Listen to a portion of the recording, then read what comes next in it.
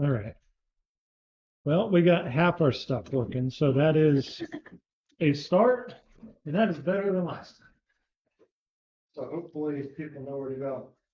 All right, we're opening in Genesis chapter 22. And as we begin, we've had a lot we've been going over lately, and pray that it's been helpful to you.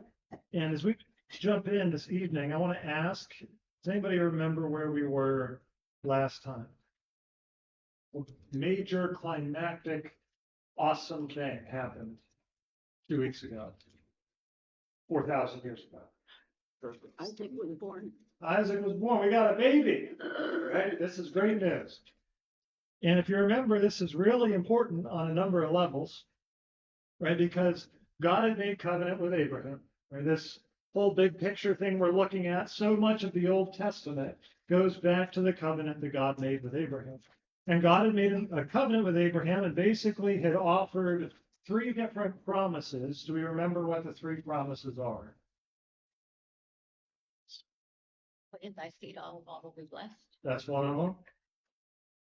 There's two more. Through him, through his descendants, all the nations of the earth will be blessed. 2 other promises. Future Messiah. Not explicitly, but that's the line she's on. Given a promised land. Promised land, which was the land of, remember the name? Canaan. Canaan. One other one. That his descendants would be many. Yes, more his than can be descendants. counted. There'd be an awful lot of kiddos down the road. 3 promises. There'd be innumerable descendants, right? A great nation was going to come from Abraham. The promised land was going to go to his descendants, and ultimately, through Abraham, all the nations of the earth were going to be blessed, and through his descendants. And the problem that we have seen throughout Abraham's life was that all of these promises were bound up with him having kids, right? If he's going to have a great nation come from him, you got to start with one, right? And if his descendants are going to inhabit the promised land, you need descendants to inhabit the promised land. And ultimately, through them, all the nations of the earth will be blessed. And so, countless times we've seen them kind of going back and forth. At one point in time, Abraham and Sarah had their own plan to kind of make things happen on their own. And then we have another baby that comes. And eventually, God comes and says, listen, no, not this son, but there's going to be another son named Isaac. Right? And this was scandalous because, again, this whole time, it hadn't been working. Abraham and Sarah, we don't know when they got married. Their anniversary is not in Scripture, but for 25 years, there was an attempt at a promise that didn't come through. And by the time the promise comes, we know it was a biological impossibility. Genesis chapter 18 makes it very clear the way of women had ceased to be with Sarah. So there was no possibility. So all of these different things were working against them. And last week we saw, or last time, I guess 2 weeks ago, we saw that God fulfilled his promise to Abraham, at least in the initial tiny way of Isaac, right? He had said that he was going to have a great nation. He said that to Abraham at age 75. 25 years pass, and God fulfills his promise. And again, if you remember, Isaac's name means he laughs. And this laughter that was originally a laughter of doubt, when Abraham and Sarah on separate occasions didn't believe God, ultimately turns into a laughter of celebration with the baby on the way. And so our text ended with Isaac being weaned, with Hagar and Ishmael being sent away. And so we're going to see what happens next in the life of Abraham. Somebody wants to begin by reading verse 1 of Genesis chapter 22. Sometime later, God tested Abraham. He said to him, Abraham, here I am, he replied.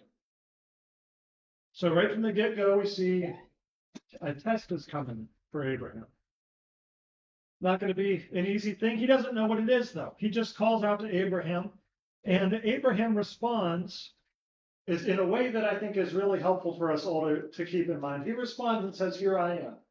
Right? God calls down to Abraham after 25 years of walking with God. God fulfills this promise. Now, sometime later, we don't know how much time is later, number of years probably, God comes to Abraham and calls him by name. And Abraham says, here I am. Basically, Abraham says, I'm reporting for duty. The great prophet Isaiah at one point saw this vision of the Lord, and the Lord said, "Who is going to go for us?" In Isaiah 6:8, Isaiah responds and says, "Here I am. You can send me." And so we'll see this actually 3 different times in the text today that Abraham responds, "Here I am." So this should be our response. So this is the initial thing we see with Abraham. We see a test is coming. We'll see what the content of that test is if somebody wants to read verse 2. And he said, "Now take your son, your only son Isaac, whom you love, and go to the land of Moriah and offer him there as a burnt offering on one of the mountains which I shall tell you." So we know there's a couple problems here, right? For one, we've been waiting 25 years for this guy. When God gives this promise to Abraham at age 75, nothing happens for 25 years. Finally, we got a young man named Isaac. We don't know exactly how old he is here. And now apparently, at least on the surface, it seems like God wants him back. And a bigger problem here is that we know from the rest of the Old Testament that God doesn't desire human sacrifice. Right? There was false gods in the Old Testament like Molech that the Israelites at different points would sacrifice children to, which God hated. It was an abomination. God never has desired it or approved of it. So there's a bit of a kind of a scandal right from the beginning of the text today. We see there's a test, and we wonder why in the world would God have Abraham to do this? And beyond the problem morally that we struggle with, it's a problem for Abraham. Think about this. Right? If you've been waiting 25 years for something, do you want to give it up? If you have been waiting and waiting and waiting and waiting for something to the point where you don't believe it's even going to come anymore, and God finally gives it to you, and then it seems like it's going to be taken away, can you imagine that would be hard? Especially if you were the one that had to do it. I like the scholar Gordon Wenham points it out really nicely. He quotes, it says this. He says that here obedience to God and love for his son will tear Abraham in diametrically opposed directions. Abraham loves his son. The text is incredibly clear. This is his beloved son. This is the one that he's been waiting for. Remember, Hagar and Ishmael, the other son, had been sent away. This is all that Abraham's got left. And now God's telling him, you need to get rid of him. So this has to be quite the tension within Abraham, right? Do I obey God and do the impossible hard thing, or do I stay true to this son that I love? We imagine this is an impossibly difficult situation. So we'll see what Abraham does. Somebody want to read verses 3 and 4. So Abraham rose early in the morning, saddled his donkey, and took 2 of his young men with him, and his son Isaac. He cut the wood for the burnt offering and rose and went to the place of which God had told him. On the 3rd day, Abraham lifted up his eyes and saw the place from afar. So to me, verse 3 is one of the most crazy thoughts in all of this. God gives Abraham this test in his life. It's the hardest test you can probably even fathom, right? On so many levels, and we'll get into it a little bit more later. And he tells Abraham to do this. And what's it say that Abraham does in the beginning of verse 3? He got up early and went. He got up early. How many of us, when we have something to do that we don't want to do, have a tendency to drag our feet a little bit? Right? How many people here aren't morning people to begin with? Some people, you got to wake them up, and you got to come back later, 2 minutes, 5 minutes, wake them up again, 10 times later, wake them up again. In my household growing up, this is me, and this is my brother Owen. My younger brother Ethan, you could go wake him up. He's right up out of bed. It's uncanny. I can't believe that there's humans built like that. Because I've always been the snooze times guy.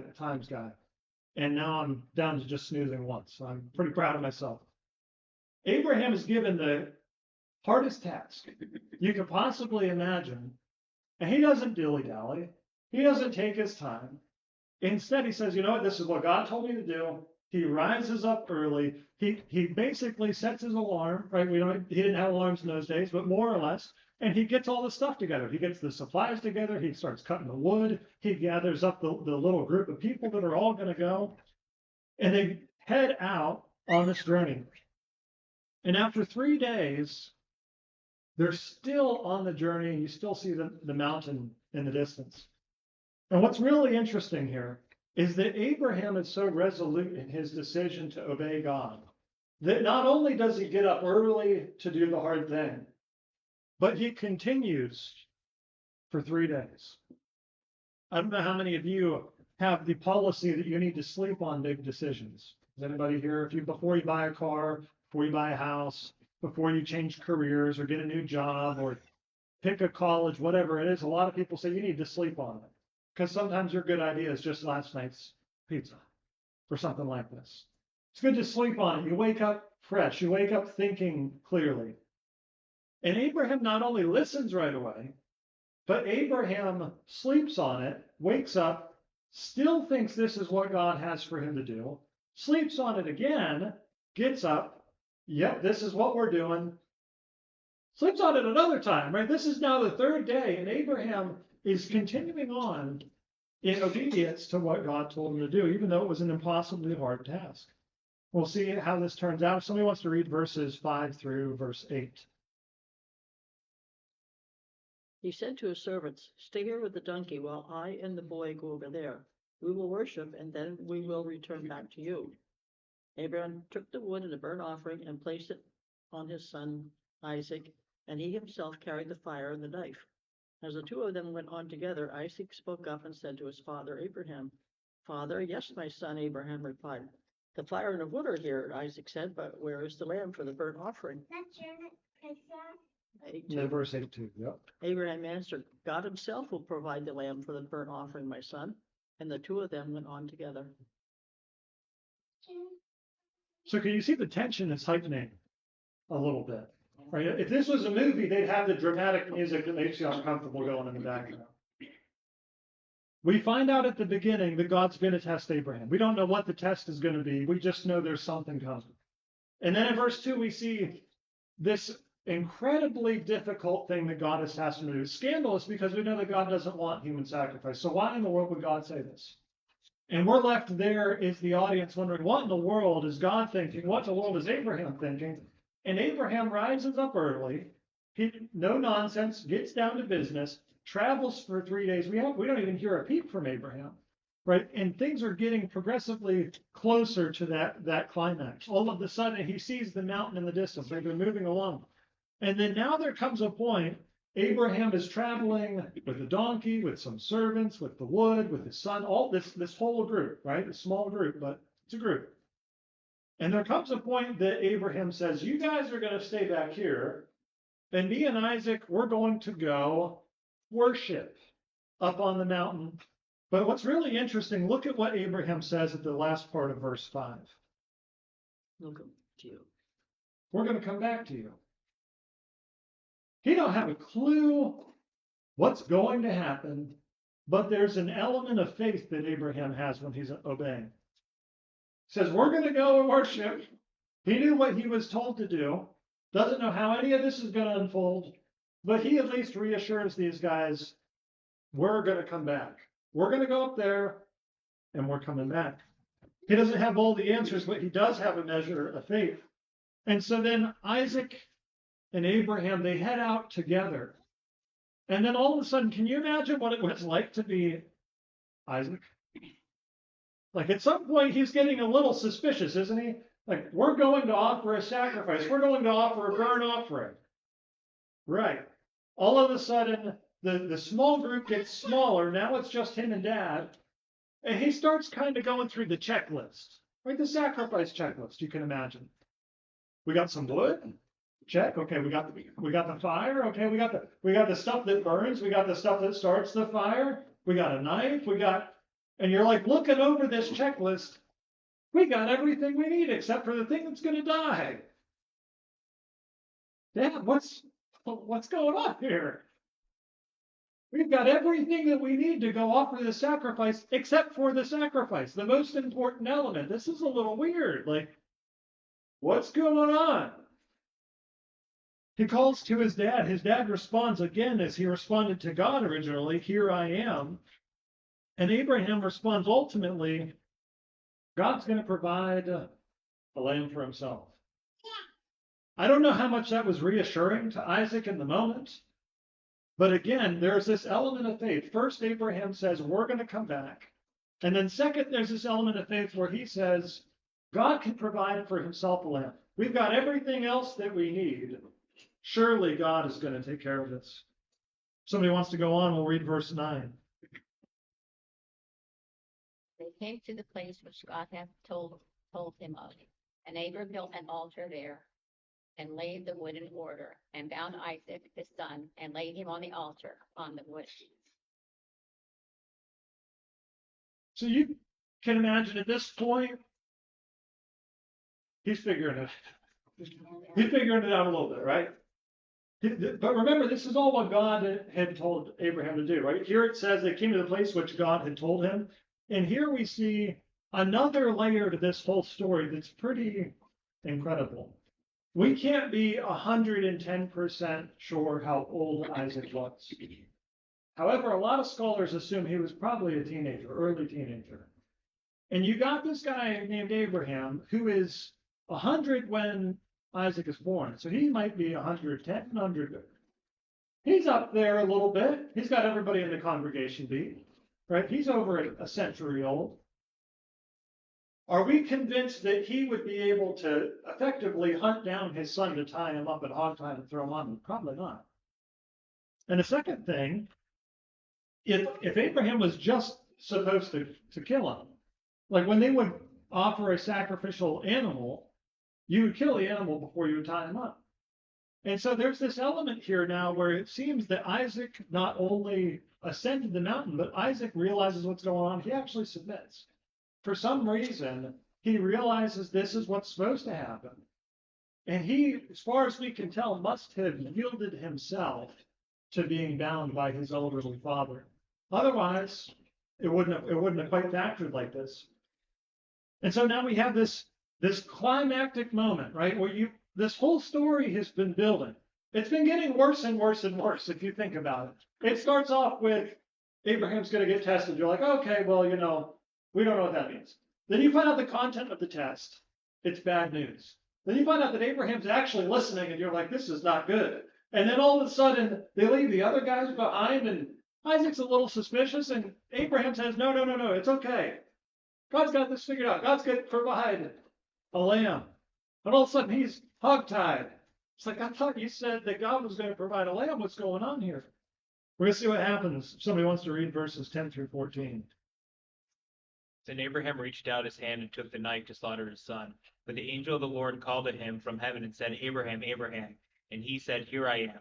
He said, Do not lay your hand on the boy or do anything to him, for now I know that you fear God, seeing you have not withheld your son, your only son, from me. And Abraham lifted up his eyes and looked, and behold, behind him was a ram, caught in a thicket by his horns. And Abraham went and took the ram and offered it up as burnt offering instead of his son. So Abraham called the name of that place, The Lord will provide. As it is said to this day, on the mount of the Lord it shall be provided. So it's a pretty amazing story. Turns out a whole lot better than it looks like it's going to the whole time, right? They're going up there. Isaac is bound. He's lying on the woodpile. And you know that Abraham means business. He raises the knife up. And what's incredible is as the knife is coming down, do you know that what stops the knife is not Abraham? It's the angel that calls out. Because Abraham was going to do it. Abraham wasn't going to throw on the brakes at the last second. Abraham was ready to take the life of his son. And then the angel stops him just in time, calling out his name twice, Abraham, Abraham. And Abraham responds, just as he has for the rest of the story, simply, Here I am. The angel's like, look, don't do this, because now I know what? Look with me at, I believe it's verse 12. Angel says, now I see Now I know that you fear God. Chief, fear God. The angel of the Lord, was that Jesus? Some people believe that. We don't really know. Depends on which scholar you follow. Some people say the angel of the Lord is the pre-incarnate Christ. Some just say it's a special angel, manifestation of God, theophany, however you want to call it. Depends on who you ask. I don't really have a strong opinion on it. Some people are like 100%. One of my professors that was a big Old Testament guy said he totally didn't believe it, but then other people totally did. So one of those questions we'll ask when we get there. What? Yeah, he always was. Whether or not he was the angel of the Lord, Right. pre-incarnate, maybe. Depends on who you talk to. Regardless of the angel's identity, the angel spares Abraham from killing his son and concludes that now that he fears God. And this idea is very fascinating because if you remember back to Genesis chapter 20, Abraham was on a journey with his family. He came to the land of the Philistines. There was a king by the name of Abimelech. And Abraham was a little concerned about how things were going to go there. And when Abraham shows up, he concludes that it would be better to say that Sarah is his sister. Do you remember why? Genesis chapter 20. So they would kill him, I think. So they wouldn't kill him. But why did he conclude that they would kill him? Take that. Ties in really good with the story. See if I can find it for you. I thought it was just because she was beautiful and they thought that they were. We're looking for Abraham's conclusion. Let's see if I can find it. Verse 11. Genesis chapter 20, verse 11. Kids fear God. Do you see the tie together there? Abraham goes before the Philistines, and he concludes there is no fear of God in this place.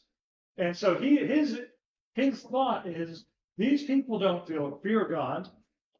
So the first second they get, they're going to kill me and take my wife, and they're going to just help themselves to her because they don't fear God. The irony of ironies is they actually did fear God because God comes to Abimelech the king in a dream and says, Abimelech, you're a dead man, which is one of my favorite quotes from God in the whole Bible. He says, you're a dead man. You took somebody else's wife. And then the scripture says that when he woke up, he was very afraid.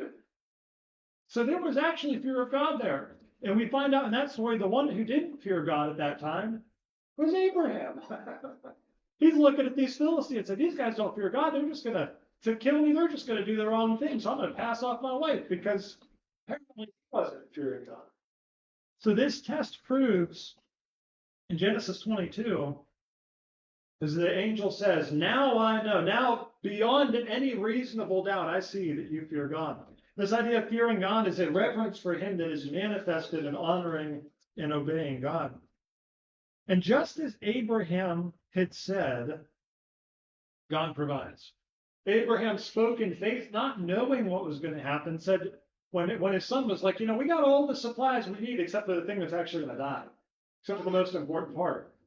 Abraham said, God's got this. He's going to take care of it. He's going to provide a lamb. And at that very moment when he's going to kill his son, God sends in his providence, perfect timing, this ram caught by its horns that ends up becoming the substitute.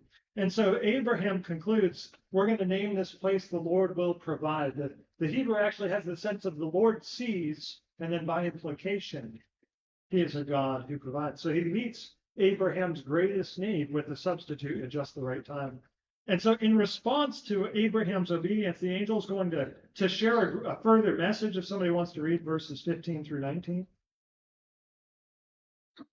The angel of the Lord called out to Abraham from heaven a second time and said, I swear by myself, declares the Lord, that because you have done this and have not withheld your son, your only son, I will surely bless you and make your descendants as numerous as the stars in the sky and as the sand on the seashore.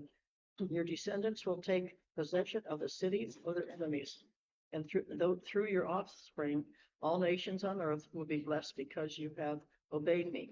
Then Abraham returned to his servants, and they set off together for Beersheba. And Abraham stayed in Beersheba.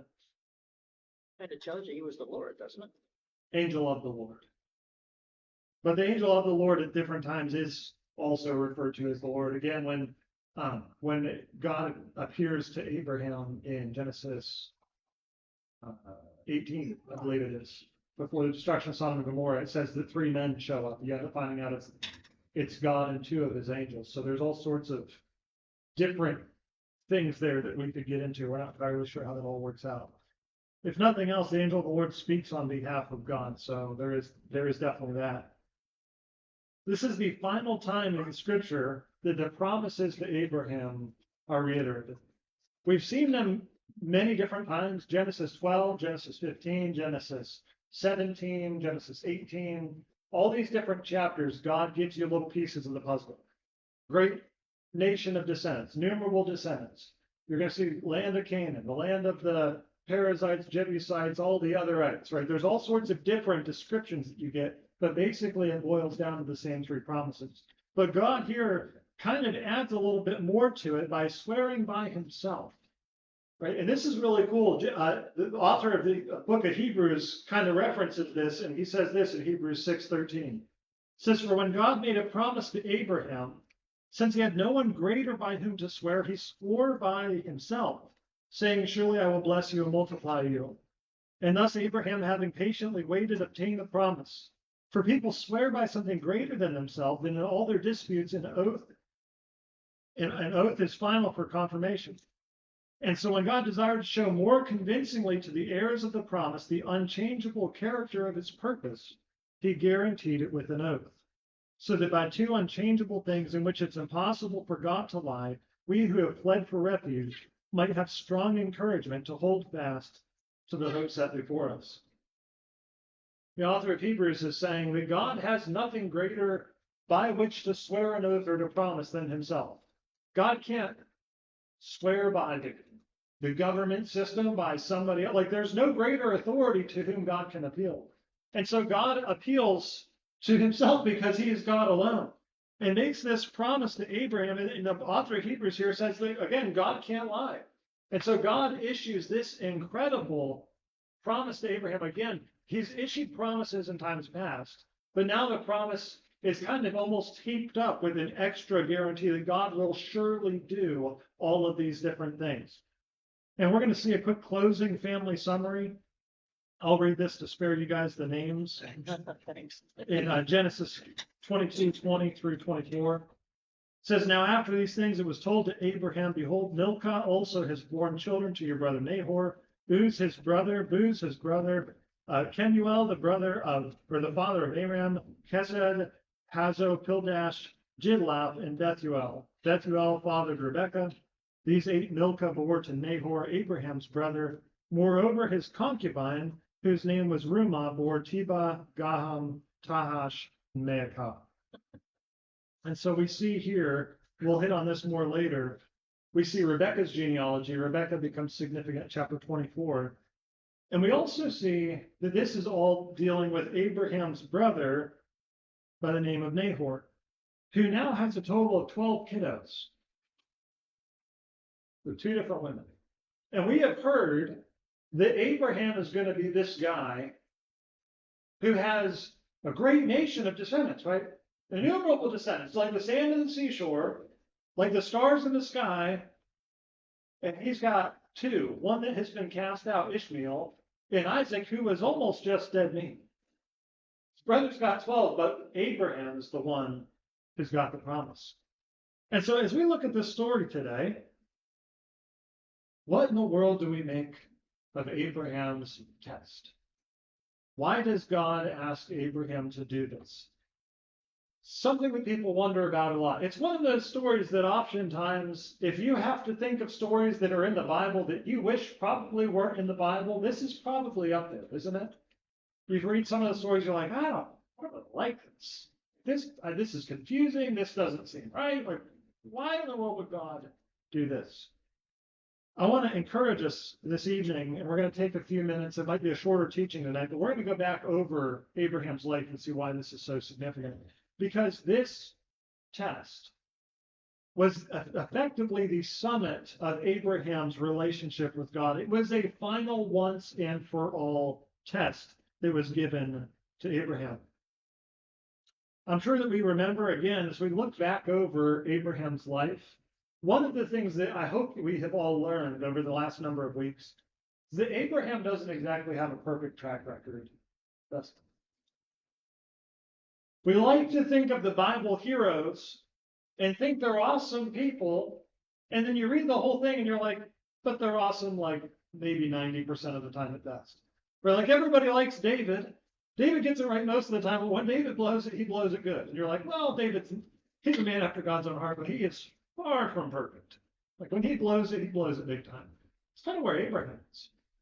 And Abraham's a big deal character, right? In the whole scheme of this stuff that we're going to be going over, he is the patriarch, right? He is the father of the entire Israelite people, of whom the entire Old Testament is about, through whom comes Jesus Christ, who is the Savior of the world. Abraham's a pretty big deal guy. And Abraham becomes a model for the Apostle Paul when he writes to the churches and says, look, he was justified by faith. He believed God, and God credited it to his account as righteousness. Abraham's a pretty big deal guy. We love Abraham. Abraham blows it pretty good every now and then. So we're going to take a quick stroll down memory lane and recount some of what Abraham has been up to. In Genesis chapter 12, God makes a promise to Abraham at age 75. As far as we know, we don't realize, I guess not as far as we know, we don't really know if Abraham had much background with God before then. We don't know if he was pagan. We don't know. We just really don't know. All of a sudden, we're introducing this guy by the name of Abraham, and originally it was Abram. Age 75, God appears to him and says, I've got great plans for you. How about you move away from your family? Right? Leave your father and mother's house. All these people, leave them behind in the land of Uz, I believe is where it was. And you're going to go to the land that I show you. He doesn't even tell them a destination. Just says, you're just going to just get up and go, and we're going to figure this thing out. Well, we're going to build this plane while we're flying it, right? It's basically what God says. He gives Abraham these awesome promises, and Abraham obeys. He actually listens, right? And this is awesome. Like this guy that is told to walk in faith and go to somewhere he's never been because God says this land is it's going to be yours. Abraham listens. But at the end of Genesis chapter 12, he messes up. You could probably read the heading and figure out which one this is. The end of Genesis chapter 12, it begins in verse 10. They end up in Egypt. And what happens when they're in Egypt? What's that? It was a famine. There was a famine that sent them to Egypt, but when they ended up in Egypt, Abraham has an idea that I wouldn't recommend. What's Abraham do in Genesis chapter 12? He lies about Sarah so that he doesn't get killed. Right? He lies about his wife.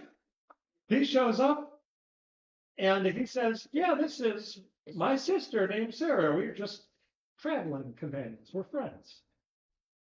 Help yourself. Take Sarah. And why does he do that? He's scared for himself, right? Because he concludes these guys are going to come, they're going to kill me, and they're going to take her, right? Well, here's the problem. Let's think about this for a minute.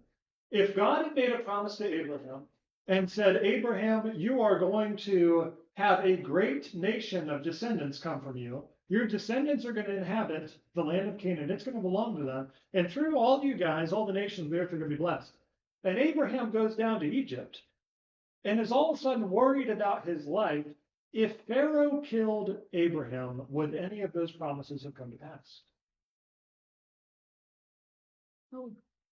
No.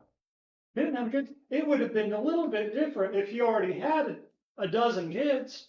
He's like, well, we're off to a good start, so I don't have a guarantee anymore. Like, I remember one time years ago, we were doing some ministry work, and my wife and I, it was when we were engaged, I believe, or we were together. I don't remember. We weren't married yet. And with the church, we were going across seas to England and Northern Ireland to do some ministry work. It's really cool. And we had like all this, I wouldn't quite say miraculous, but really good provision coming last minute. We're all 4 Bible college students, and we wanted, we're going to go on this missions trip. We're all broke. And we had this one church that like super duper helped us out. And I was the guy that was scared to fly on planes. I still don't like to fly on planes. I would rather walk. Planes aren't my thing. And I remember somebody was like, listen, man, can't you see the hand of God in providing for our needs? Like, surely God wants us to go to England and Northern Ireland. Like, look at how he just blew the door off the hinges and took care of us. And I said, okay, I'll give you that. Are you sure he wants us to come back? So, I got this assurance for the drive there now, or I wish it was a drive there. You can't drive across the pond for the flight there. But I was like, does that work? Does the same logic work for the return home ticket? That's just the way I was thinking. And so you put Abraham in that situation. It's like, well, if he already had a bunch of kids, he could be like, well, now I'm not needed anymore because all the promises are to my kids. So, Pharaoh could dispose of me. But at the time, he didn't have those kids. Right. And as far as we know, Sarah didn't have belly. So that he needs to stick around. So Abraham's biggest problem when he went there, other than not loving his wife and just sending her out the door, was ultimately a lack of faith. Do you see this? He didn't believe God's promise. God promised him all these things that were bound up in him having kids. There was no kids. So his problem ultimately was lack of faith. Then if you turn the page in Genesis 15, God comes again, gives promises to Abraham. Again, pretty much every time God comes to Abraham, he's giving him different facets of the same three promises. It's basically the same three things all the time. They might be worded slightly different. But God comes and offers these blessings, and Abraham complains, and he's like, listen, God, I don't got any kids. Like, my heir is a servant. He's not even my son. This is a problem. And God says, hey, look up to the stars. Can you count the stars? Abraham says, no. God says, your kids are going to be like those stars. And Abraham, in verse 6, it says he believed the Lord, and the Lord counted it to him as righteousness. And Paul uses this in the New Testament. This is awesome. Right? Abraham, he got it right this time. He blew it in chapter 12. Well, he started off chapter 12 doing really good. He blew it at the end of chapter 12. Does some good things in the middle. We're not going to focus on all that. And then blows it shortly after again. And then now in chapter 15, he's doing pretty good. Then if you turn the page to chapter 16, so again, we're going through Abraham's life. Approximately 10 years have passed. 10, 11, because it doesn't list their birthdays, but 10 or 11 years. They've now been in the land of Canaan 10 years. Abraham was given a promise at 75. Abraham is now 85 and a half or 86 years old, somewhere in there. And Sarah's like, we've been trying this an awful lot, long time. There ain't no babies. I got a good idea. What's your solution?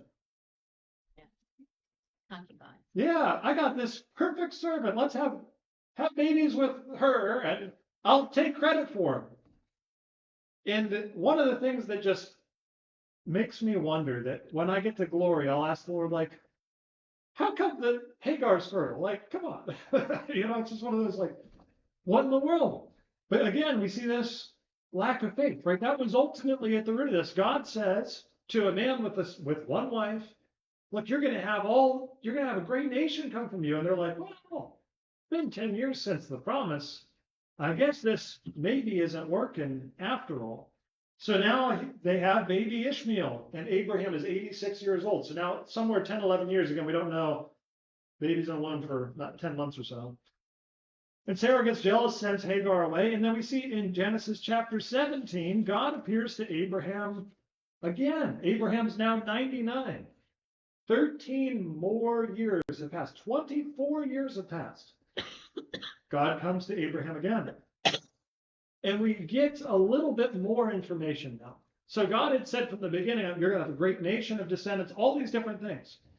But in chapter 17, we see there's going to be a son specifically through Sarah. And you're going to name him Isaac because you thought it was funny when I said you're still going to have a kid. And Isaac means he laughs. So you always have to think about this. And by the way, baby's coming next year. Then you turn to chapter 18. God appears with two angels, where it says 3 men show up at the tent. And now Sarah gets to hear the promise that, yes, God is going to fulfill his word. We're going to have a baby next year about this time. And again, his name's going to be Isaac. And Sarah laughs, and God says, look, well, what's so funny about this? There's nothing that's too hard for me. I'm God. Have you forgot who you're talking about? Talking to? And there's been this problem all along that they're waiting and waiting and waiting and waiting. So we see that Genesis 17, God comes to Abraham again. Genesis 18, God comes to Abraham again. And we already referenced it, but in Genesis 20, Abraham is in the land of the Philistines. There's a king by the name of Abimelech. What's Abraham do? Giving up his wife again. Giving up his life, like, come on. You know, can you see that Abraham was kind of a guy who didn't have a perfect track record? Can we all agree on that? I don't think there's anybody here tonight that's just like, no, Abraham, he nailed it with that one. He made the right decision. He saved his hide. Good man, you know. I don't think anybody in the history of the world has ever looked at Abraham and wanted to give him a high five after this, you know, maybe with a closed fist. It's just a little bit different, right? Like that you're just not real happy with him. All along, we have this problem of Abraham's faith, right? Because all of these promises of God were tied up in the fact that he was going to have children that he did not have. And so again, he goes to the land of the Philistines. It's like, I don't have any, like my wife, they're going to like her, they're going to kill me. Abraham, if they kill you, where are these kids going to come from? Right? If you're out of the picture before the kids come, there's no way the promise is going to come to pass. And you know what ends up happening is then God's a liar. If the promise doesn't come to pass, then God's a liar. So Abraham, where's your faith? So this has been a problem all along. Some people might have thought the problem was solved with Ishmael, but again, there comes this point where God says, no, not through Ishmael, but through Sarah and through Isaac, even before Isaac was born. Said that the covenant was going to be with Isaac. We see it in Genesis 17. We see it again in Genesis 21. So we find out over all of this time in Isaac and Abraham's life, all the promises are tied up with future kids. And then right before Isaac comes, we find out that the promises are tied up with Isaac. And so here's the problem today. All of the promises of God to Abraham are tied up in Isaac. And then God says, yeah, now you're going to tie up Isaac and kill him. Do you see how this is a problem? If every promise that God made to Abraham hinged upon Isaac, and you get rid of Isaac, then how are the promises going to come to pass? Think about it. It's impossible, right? Because it wasn't ambiguous anymore. Initially, God just said a great nation. Well, that could have happened through Ishmael. So you could have had Ishmael as a fallback plan. But then in chapter 17 and in chapter 21, God makes it incredibly clear, says, no, it's going to come through Isaac. And then now he says, go and kill him. Do you see the dilemma? Because if Isaac is dead and gone, God is a liar. He has to be. Because God said, these are the promises that I'm giving to you, and they're all coming through Isaac. And if Isaac all of a sudden is dead, then God can't fulfill his promise. And so this is the test for Abraham. And the test ultimately comes to Abraham, do you trust me? Because if you look back over Abraham's life, again, we don't often think about it this way. We think of Abraham as the great man of faith. And he was, 70% of the time. 30% not so much. God offers a promise. Abraham obeys a little bit, then Abraham blows it big time because of unbelief. They're going to kill me. Then Abraham, the promise can't come. Unbelief was the root. He had this promise. No babies were coming, so they take Hagar. Unbelief was the root of the problem. And then the third time in Genesis 20 with Abimelech, again, the problem in Abraham's life always was unbelief. He didn't trust God's word. God gave him promises on multiple occasions, but Abraham just frankly didn't trust God.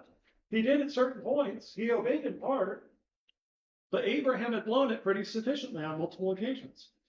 And so now God is putting forth this test. Abraham, you've been wishy-washy in the past. Abraham, you've done good at times in the past, but you've also blown it at catastrophic levels. Abraham, do you trust me? That's God's test to Abraham. And see, Abraham now had abundant reason to believe God's promise. If you don't have to read it, but if you look back at Genesis 21, when God fulfills this promise to Abraham and baby Isaac shows up, in verses 1 and 2, it says that the Lord visited Sarah as he said, and the Lord did to Sarah as he promised, and then all this happened at the time that God had said. So God had proved himself now to be a promise-keeping God to Abraham. After 25 years of waiting, God proved, I am a promise-keeping God. You can trust me. It wasn't through Ishmael. It wasn't through Hagar. None of these other things. It was through your barren wife. 25 years later, Abraham, you can trust me. And so now that God had proven himself finally to be a promise keeper, and in a miraculous fashion, giving them this child in old age to a woman whose woman stuff wasn't working anymore, the scripture says. That's my paraphrase. You know, all of this has happened. Like, now all of a sudden, Abraham's got this test. Am I going to trust God's word? Because again, if he executed Isaac and Isaac was gone, none of the promises could happen. But Abraham knew now God is a promise-keeping God. Somebody wants to turn to Hebrews chapter 11. The last time I asked you to turn this evening. And somebody wants to read verses 17 through 19.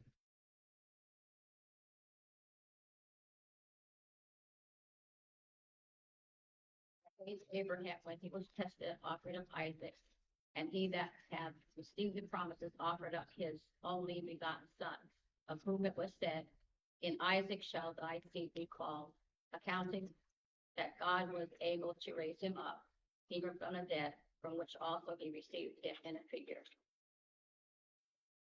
Yep. Isn't that pretty amazing? Abraham meant business.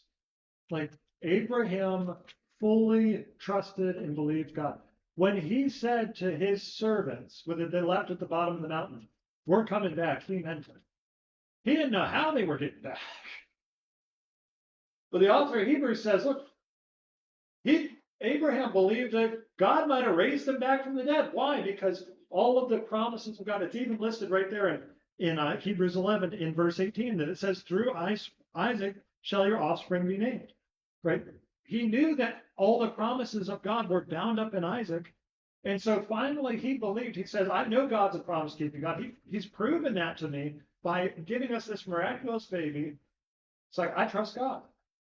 If I offer up my son, God's going to give him right back. God's going to resurrect him from the dead because I know God's a promise-keeping God. And all of the promises are in Isaac. Abraham meant business. He was ready to do it. And so now we see Abraham passes the test. And the test again was faith. Test again was trust. And if you don't see this episode today in light of the rest of Abraham's life, it doesn't make any sense. Because believers then read it and they're like, well, is God going to ask me to kill my kids? No, he's definitely not going to. Don't ever think that. Some people do. That's crazy. This was the lifetime summit of Abraham's walk with God. It was a once and for all line in the sand. Abraham, you've got it right half the time in the past, but do you really trust me? To the patriarch, the guy who is at the start of this entire people of Israel, this guy who had received promises over decades, in that sense, he's not just like an everyday believer, you or me. This was a very specific thing. He's not just some random guy. And again, it was the climax of his walk with God, where finally he passes the test and says, yes, God, I trust you. Abraham proved his love for God, his trust for God. I love how one scholar once said that Abraham so loved God that he was willing to give his only son. Pretty amazing. And in closing tonight, I want to, as we think of Abraham's love for God, and just think about how great his love must have been for God, that he was willing to offer his son. Right? It was an act of trust and it was an act of faith and all of these things, but he ultimately loved God more. The scripture says in multiple places of his love for Isaac. But when the test came, are you going to obey God or are you going to try to spare this boy? He's like, well, I know the promises of God are in him. So I know God's going to work this out, but ultimately God is first. That was the great love that he had for God. Well, what's so amazing for us to consider as New Covenant believers is that God actually did that for us.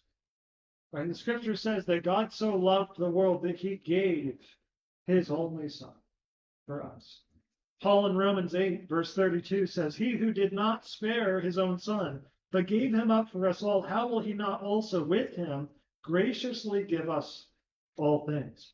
And not only did the Father give his son on behalf of us, but just as Isaac willingly, as far as we understand, laid himself on the altar and was willing to be bound, so Jesus Christ submitted himself to the will of the Father in order to pay for our sins.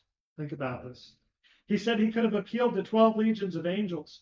And at the time when Peter lops the ear off of the guy in the garden, Jesus says, should I not drink the cup the Father has given me to drink? Should I not do what the Father has for me to do? This is what he said. And so we look at this son today in the text who was going to be offered up and who was spared. Right? This son who walks up the hill with the wood designated for the sacrifice on his back. We should think about the fact that our God so loved us that his son ascended Mount Calvary and he didn't get out. Right? It's a perfect matchup when you look at Isaac and then when you look at Christ. There's so many things that overlap except for the fact that ultimately Isaac got out of it and Jesus didn't. Jesus ends up being the lamb that was sacrificed as a substitute for us. And so then when we think about Abraham's obedience, and then we think about our obedience as New Testament Christians, I want to remind us that our faithful obedience in light of Abraham's example has to be rooted in a love for God. And our love for God has to be rooted in the fact that he first loved us. 1 John 4:19 says that we love because he first loved us. Jesus said the greatest commandment is to love the Lord your God with all your heart, with all your soul, with all your mind. This is the first and greatest commandment. And that love for God is ultimately manifested in obedience. And that is the one thing we can learn from Abraham's example, is that he obeyed in faith. God says, I need you to do this impossibly hard thing. Abraham says, okay, I'm getting up early in the morning. We're going on a road trip. There was no delay. And so for us, as Jesus once said, if you love me, you'll keep my commandments. Again, God is not going to ask of us what he asked of Abraham, but Abraham's example to us shows us what it looks like to obey in faith and trust, trusting that God, as the sovereign Lord of heaven and earth, and as our heavenly Father, he knows what's best and he's got it figured out. When Abraham said, we're going to come back, when Abraham said, God's going to provide a land, he didn't know how it was going to unfold. He didn't know about the ram caught in the thicket. We know the end of the story. He didn't know. But what he did know is the promise of God, and he had faith and trust in God's promise, even though it looked impossible, because he knew God was a promise-keeping God. And so we should place our faith in that tonight, too. Amen. Let's pray this evening. Father, we thank you for the example of Abraham, who obeys, but whose obedience was rooted in faith and trust. We thank you for the final test that you put him through that to us can be a source of encouragement. We can't imagine what it would be like to be in his shoes, but we know that you worked in Abraham to bring about blessing to the nations, ultimately through your son, Jesus Christ, that you brought Israel as a nation into the world through Abraham. And all of these things came through Isaac, the one whom all the promises were tied up in. And we thank you for the faith of Abraham that is a model for us today. We thank you for his obedience that's a model for us today. And God, I pray for all of those who have come out tonight, that they would truly obey in faith, that when you speak, that they would listen, that when you guide us in this life, that we would be faithful to obey your leading. And God, that we would do it all out of love, knowing that you have loved us so much. And we thank you that you have given your son for us, that you did not spare him, but you gave him freely that we might be forgiven by a free gift of your grace. And we thank you for these wonderful truths from your word. We pray we would find strength in them during difficult times, that we'd be able to place our trust in you, knowing that you are truly a promise-keeping God. And we thank you for it in Jesus' name.